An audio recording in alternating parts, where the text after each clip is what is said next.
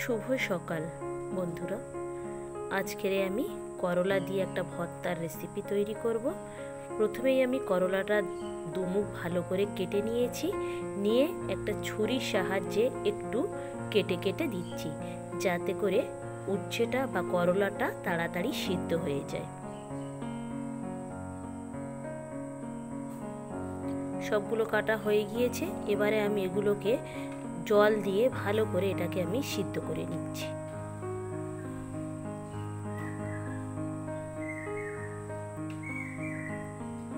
আপনারা এরকমভাবে একটু কেটে দেবেন, তাহলে দেখবেন উচ্ছেটা খুব তাড়াতাড়ি সিদ্ধ হয়ে যাবে। কীরকম সিদ্ধ হয়েছে আমি একবার খুন্তি দিয়ে আপনাকে দেখিয়ে দিচ্ছি। দেখেই বুঝতে পেরেছেন যে উচ্ছেগুলো বা করলাগুলো খুব সুন্দরভাবে সিদ্ধ হয়ে গিয়েছে। এবারে একটা চামচের সাহায্যে আমি করলাগুলোকে সব তুলে নিচ্ছি।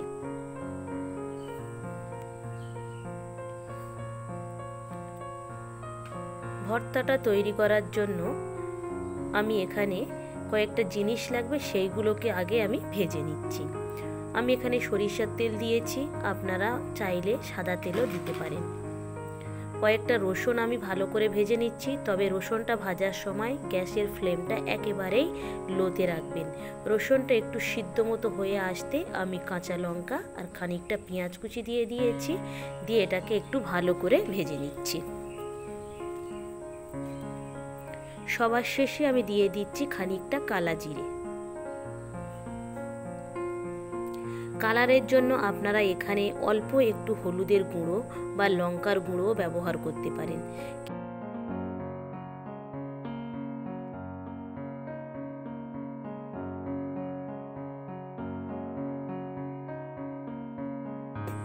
ওইগুলো আমার ভাজা হয়ে গিয়েছে। এবারে আমি এই করলার ভিতর থেকে দানাগুলো এইভাবে ফেলে দিচ্ছি। ভর্তাটা করার জন্য আমি খানিকটা কাঁচা পেঁয়াজও নিয়েছি, আবার ওই ভাজা মশলাগুলো নিয়েছি। একবার আপনারাও এইভাবে করে দেখবেন, এত সুন্দর ঘ্রাণ বের হচ্ছিল, আপনারা বাড়িতে তৈরি না করলে বুঝতে পারবেন না।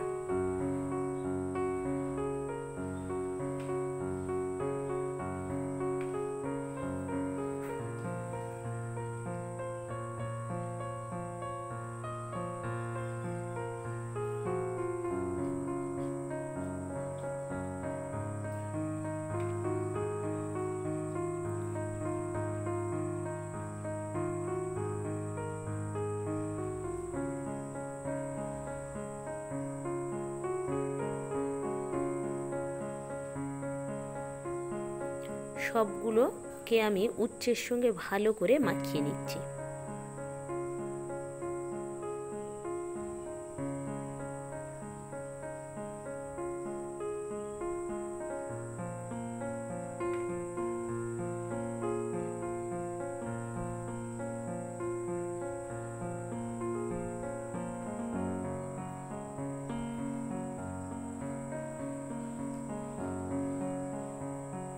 একেবারেই তৈরি হয়ে গিয়েছে করলা ভর্তার রেসিপি।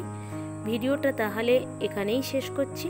ভালো থাকবেন, সুস্থ থাকবেন, আর ব্লগটি কেমন লাগলো অবশ্যই জানাবেন। ভালো লাগলে একটা সাবস্ক্রাইব করে দেবেন। দেখা হবে পরবর্তী ব্লগে।